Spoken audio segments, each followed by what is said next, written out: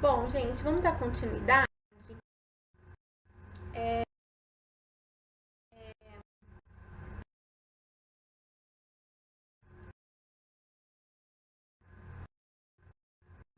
Bom, então nós percebemos que toda a extensão, né, das estruturas aí do sistema digestivo apresentam um revestimento epitelial, né? A mucosa é representada por um tecido epitelial. E aí nós vimos na histologia 1 que o epitélio é um tecido que confere uma barreira de proteção. Então essa é a função do revestimento epitelial presente aí ao longo de toda a mucosa das estruturas do sistema digestivo, tá? Além de conferir uma barreira, né, que é seletivamente permeável, porque ela vai permitir a absorção dos nutrientes, ela vai facilitar o transporte e a digestão dos alimentos, então a gente vai ver isso ao longo do estudo das demais estruturas. Essas células epiteliais, a gente vai ver também que, dependendo da localização, ela vai produzir hormônios que também vão regular as atividades do sistema digestório, tá? Produzir muco também, e também vai ajudar na absorção dos produtos da digestão. A lâmina própria, localizada abaixo desse tecido epitelial, ao longo de todas as estruturas do sistema digestivo, ela também vai ser muito importante porque ela vai conter nódulos linfáticos, que é um tecido linfóide, que contém o quê?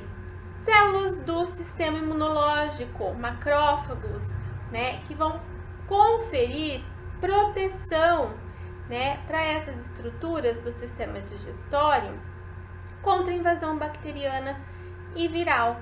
E aí, se a gente pensar, né, gente, essa proteção, ela é muito importante. Por quê? Porque a maior parte do trato digestivo, ela vai estar envolvida por um epitélio simples que é bem vulnerável à entrada de agentes estranhos, né? Então, uma única camada de células, apesar dessas células estarem juntas, próximas umas das outras, tá? Ela confere uma vulnerabilidade de entrada de agentes estranhos. Então, essa lâmina própria, rica em tecido linfóide, rica em células do sistema imunológico, é muito importante. Bom, então, vamos agora ver as características de cada estrutura do sistema digestivo, começando pela cavidade oral, pela boca. A boca, gente, ela não tem uma configuração tubular típica, né? Então, ela não é um tubo típico, mas a organização tecidual, ela vai seguir aquela regrinha, tá? Que nós vimos anteriormente, que é mucosa, submucosa, muscular e serosa, que é o básico. Quais são as estruturas que estão presentes dentro da cavidade oral que vai colaborar para o processo de digestão? Os lábios. Então, como que o lábio colabora? Ele apreende o alimento. Cavidade oral, as paredes, né, também vai ajudar na mistura dos alimentos. O palato, a língua, os dentes e as glândulas salivares, certo? Bom, vamos falar da cavidade oral. Início da degradação dos alimentos. Então, como isso vai acontecer? Os dentes, eles irão triturar o alimento, né? Esse alimento, ele vai entrar em atrito com palato mole, palato duro, as paredes, né, da bochecha. Isso vai ajudar a misturar o alimento, que vai se misturar a saliva, né, produzida pelas glândulas salivares, que a gente vai ver depois. E essa saliva, gente, entre outras funções, ela vai umedecer aquele alimento triturado pelos dentes e, além de umedecer, ela vai dar início à digestão dos carboidratos, porque na saliva existe uma enzima chamada de amilase, que ela vai degradar o amido, ela vai iniciar a digestão dos carboidratos. E aí, com isso, com a ação dos dentes e da saliva, aquele alimento, ele se transforma no bolo alimentar, tá? E aí, qual é a constituição histológica da cavidade oral? Então, o epitélio é do tipo pavimentoso estratificado, com diferentes graus de queratinização. E aí eu coloquei entre parênteses, essa queratinização vai depender da região da cavidade oral. O que é isso? A queratina, né, ela vai ser uma proteína que vai estar na superfície do tecido epitelial e em algumas regiões do nosso corpo. Na aula prática, na histologia 1, a gente viu a queratina em cima do epitélio da pele espessa, que eu falei para vocês que está localizada na palma da mão e na planta dos pés. E aí essa queratina, ela vai conferir então uma certa rigidez para o tecido, uma certa proteção. Na cavidade oral, existem locais onde os alimentos, eles entram mais em atrito, né, com as regiões dessa cavidade oral, que vai precisar dessa proteção, desse tecido mais rígido, né? Esses locais da cavidade oral, gente, vão ser a gengiva e o palato duro, tá? Então, são locais onde o epitélio recebe, né, o recobrimento dessa queratina, certo? Então, é um epitélio pavimentoso estratificado, então toda a cavidade oral vai ter essa mucosa.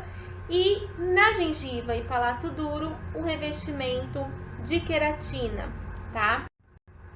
Então, nessa figura, a gente vê ali, né, a cavidade oral de um cão, tá?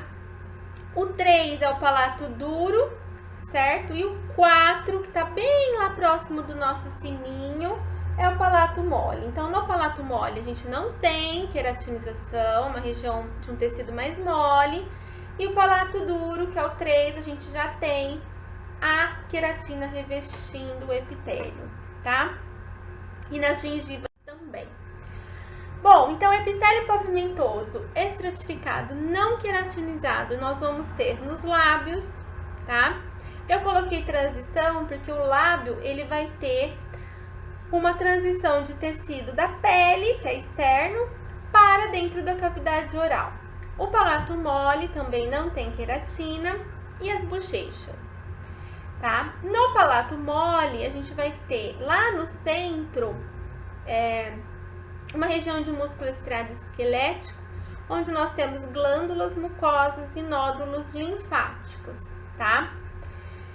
E o epitélio pavimentoso queratinizado é a gengiva e o palato duro, que aí é o que eu falei para vocês no slide anterior. Essa queratina vai proteger essas regiões contra a ação mecânica do alimento durante a mastigação. A língua, gente, ela vai ser considerada uma massa de músculo estriado esquelético revestida por uma membrana mucosa. Essa membrana mucosa, ela vai ser representada por um epitélio estratificado, tá? Apoiado a uma lâmina própria, que é tecido conjuntivo. Então, de fora para dentro, nós temos epitélio estratificado, o tecido conjuntivo e uma massa de músculo estriado esquelético. Então, essa é a composição histológica da língua.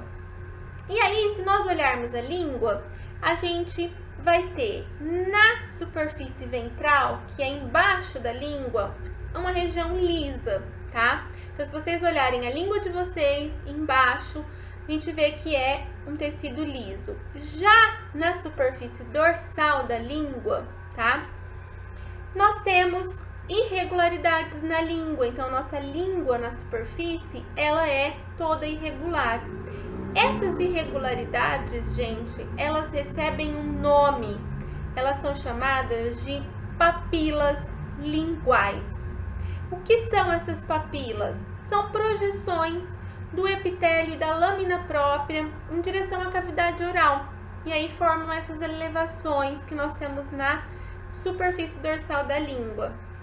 Qual é a função básica dessas papilas? Elas vão apresentar duas funções, dependendo da sua localização.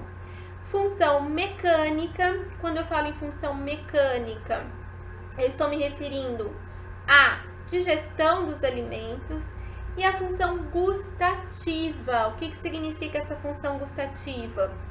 Proporcionar a sensação do gosto dos alimentos, tá? Então, é através das papilas que a gente consegue sentir o gosto dos alimentos.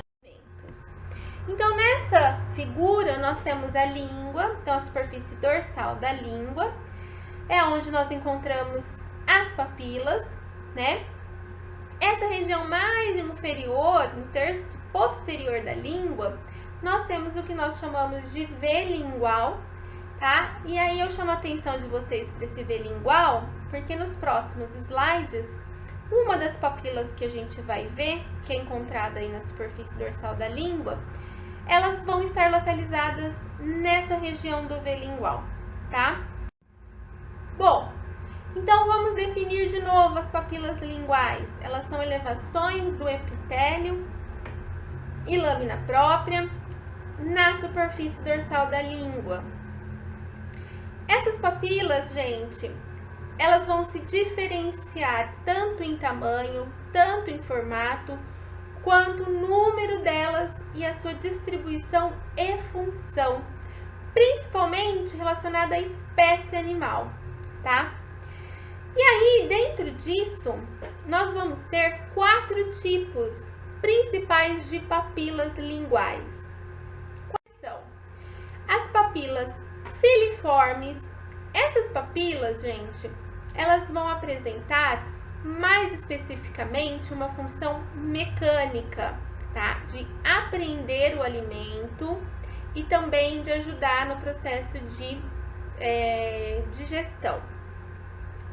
Essas papilas direcionar, né, o alimento, na verdade, elas vão apresentar um formato cônico, tá? E elas vão ser bem numerosas na superfície dorsal da língua e elas são bem durinhas, elas são bem queratinizadas, tá?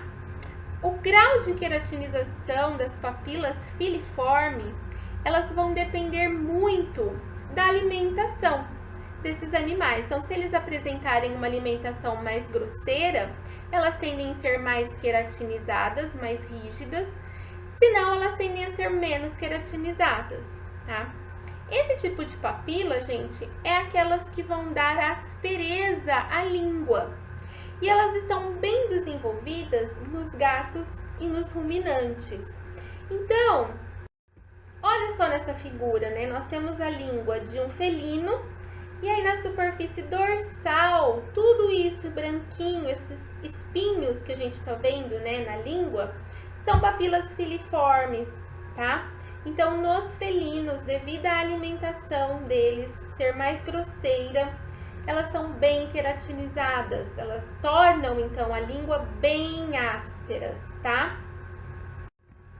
Então, nessa outra figura, a gente tem um corte da língua, né? E aí a gente vê aonde eu tenho a região sublinhada de azul, as papilas filiformes com esse formato cônico.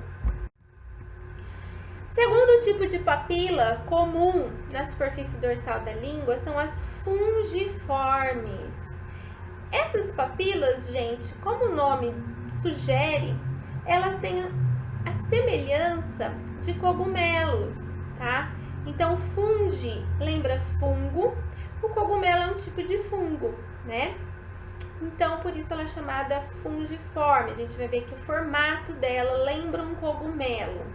Então, elas possuem uma base estreita e a porção superior mais dilatada e lisa, parecendo mesmo um cogumelo. São papilas pouco queratinizadas e estão presentes em todas as espécies de animais.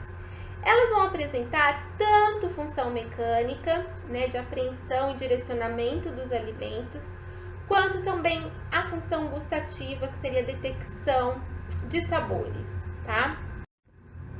Então, onde nós temos o sublinhado em vermelho, nós conseguimos ver, né, bem o formato da papila fungiforme. Parece um cogumelozinho ali na lateral, tá? O terceiro tipo de papila são as circunvaladas, ou também conhecidas como papilas valadas. Essas papilas, gente, elas elas vão apresentar apenas função gustativa, então elas vão ter a função de elucidar o sabor dos alimentos, e elas vão apresentar então um formato circular grande, e é esse tipo de papila que eu comentei com vocês nos slides anteriores, que vão estar presentes lá na região do V lingual, né, na região posterior lá da língua. Então elas estão presentes de 7 a 12 grandes estruturas circulares. E aí, gente, ao redor dessa papila vai ter a presença de glândulas serosas, que a gente chama de von Ebner, que vão secretar conteúdos que vão auxiliar na remoção de partículas alimentares ao redor dessa papila e de botões gustativos. E também essa secreção, ela tem lipase, que é uma enzima que inicia a digestão de lipídios, tá? Como ela é uma papila com função gustativa, ela vai apresentar bastante estruturas que nós denominamos de botões gustativos, tá? Então, elas vão estar localizadas na região do V lingual. E a quarta e última papila é a papila foliada, tá? É uma papila também com função gustativa, está localizada na região dorso-lateral da língua. Então, se vocês olharem, elas estão na região lateral da língua, elas parecem rugas, tá? E elas apresentam bastante botões gustativos. Esse tipo de papila, gente, pode ser que em algumas espécies elas são bem simples ou rudimentar, né, a gente pode falar, ou até mesmo ausentes, como por exemplo em felinos e ruminantes. Para nós, seres humanos, ela é pouco desenvolvida, e na espécie, em macacos e coelhos, ela é muito desenvolvida, certo? E aqui, gente, um tipo de papila aí extra, tá? Que vai estar presente apenas em ruminantes, tá? É as papilas lentiformes, tá? Ou lenticulares. Essas papilas, elas estão lá no terço final da língua, nessa região denominada de torus lingual. Ela é uma papila com função mecânica e ela vai ajudar na apreensão dos alimentos, né, dos vegetais ali, que é a principal fonte de alimentação dos ruminantes, tá? No slide anterior, para a gente encerrar essa primeira parte, eu comentei com vocês, né, que existe ao redor ali de algumas papilas os botões gustativos. O que seriam os botões gustativos? Os botões gustativos, gente, eles vão ser considerados um aparelho sensorial. Então, é através destes botões que vão estar ao redor de algumas papilas linguais, tá? Lá na superfície da língua, que vai possibilitar a sensação do gosto dos alimentos, tá? Então, são estruturas especializadas que contêm células gustativas. A gente vai ver no próximo slide que essas células são células nervosas, tá? São neurônios, capazes de detectar, né, substâncias que vão pronunciar o sabor dos alimentos, certo? Existem pelo menos 4 qualidades na percepção do sabor dos alimentos: salgado, azedo, doce e amargo. Então, nessa figura, nós temos uma célula, nós temos um botão gustativo, tá? Esse botão gustativo, ele fica entre o epitélio que reveste a língua, tá? E aí, ó, a gente tem a presença no interior desse botão. Então, ele parece um botão de rosas, né? A gente tem no interior dele as células gustativas, que são neurônios, certo?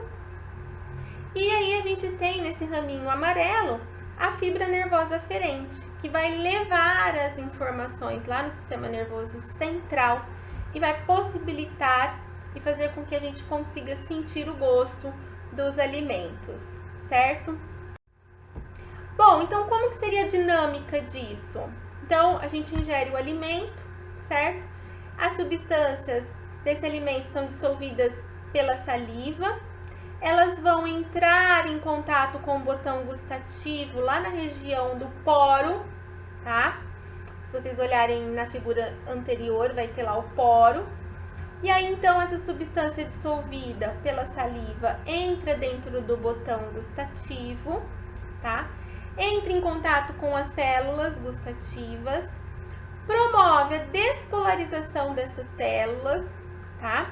Gerando um impulso elétrico que vai passar pela fibra nervosa aferente e vai levar essa informação lá para o sistema nervoso central, tá? Então, é basicamente desta forma que é possível a elucidação dos sabores dos alimentos.